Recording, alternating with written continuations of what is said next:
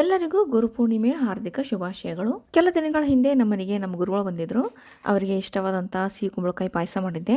ಅದರದ್ದು ರೆಸಿಪಿನ ನಿಮ್ಮ ಜೊತೆ ಶೇರ್ ಮಾಡಾಕ್ತೀನಿ ಇವತ್ತು. ಇಲ್ಲ, ಒಂದು ಕಪ್ನಷ್ಟು ಕುಂಬಳಕಾಯಿನ ಸೊಪ್ಪಿ ತೆಗೆದು ಸಣ್ಣಕ್ಕೆ ಕಟ್ ಮಾಡ್ಕೊಳಾಕ್ತೀನಿ. ಇವನ್ನ ಒಂದು ಟೇಬಲ್ ಸ್ಪೂನ್ ತುಪ್ಪದಾಗ 5 ನಿಮಿಷ ಹುರ್ಕೋಬೇಕು.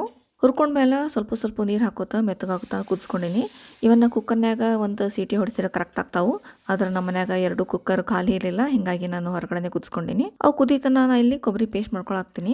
ಇದಕ್ಕೆ ಅರ್ಧ ಕಪ್ ಕೊಬ್ಬರಿ, 1 ಏಲಕ್ಕಿ, ಸ್ವಲ್ಪ ನೀರು ಹಾಕಿ ನುಣ್ಣಗೆ ರುಬ್ಕೋಬೇಕು. ಕುಂಬಳಕಾಯಿ ಮೆತ್ತಗಾದ್ಮೇಲೆ ಅದಕ್ಕೆ ಕೊಬ್ಬರಿ ಪೇಸ್ಟು 1/4 ಕಪ್ ಬೆಲ್ಲ ಹಾಕಿ 5 ರಿಂದ 10 ನಿಮಿಷ ಕುದಿಸ್ಕೋಬೇಕು. ಅಂದ್ರೆ ಎಲ್ಲ ಬೆಲ್ಲ ಕರ್ಗುತ್ತನ ಕುದಿಸ್ಕೋಬೇಕು. ನಂತರ ಕುಂಬಳಕಾಯಿಗಳನ್ನ ಸ್ವಲ್ಪ ಮ್ಯಾಶ್ ಮಾಡ್ಕೊಂಡ 1 ರಿಂದ 2 ನಿಮಿಷ ಕುದಿಸಿ ಸ್ಟವ್ ಆಫ್ ಮಾಡಿ. ಇದು ಸ್ವಲ್ಪ ಆರಿದ ಮೇಲೆ ಇದಕ್ಕೆ ನಿಮಗೆ ಎಷ್ಟು ಬೇಕು ಅಂದ್ರೆ ಎಷ್ಟು ಹಳ್ಳಗ್ ಬೇಕು ಅಷ್ಟು ಹಾಲು ಮಿಕ್ಸ್ ಮಾಡ್ಕೊಂಡ್ರೆ ಸಿಹಿ ಕುಂಬಳಕಾಯಿ ಪಾಯಸ ರೆಡಿ ಆಗ್ಬಿಡ್ತೈತಿ. ಇದಕ್ಕೆ ಬೇಕಂತಂದ್ರೆ ತುಪ್ಪದಾಗ ಹುರಿದಂತ ಗೋಡಂಬಿ ದ್ರಾಕ್ಷಿನೂ ಹಾಕ್ಬೋದು. ನಾ ಇಲ್ಲಿ ಹಾಕಿಲ್ಲ. ನಮ್ಮ ಗುರುಗಳಿಗಂತೂ ಬಹಳ ಇಷ್ಟ ಆಯ್ತು. ನೀವು ಟ್ರೈ ಮಾಡಿ ನೋಡ್ರಿ.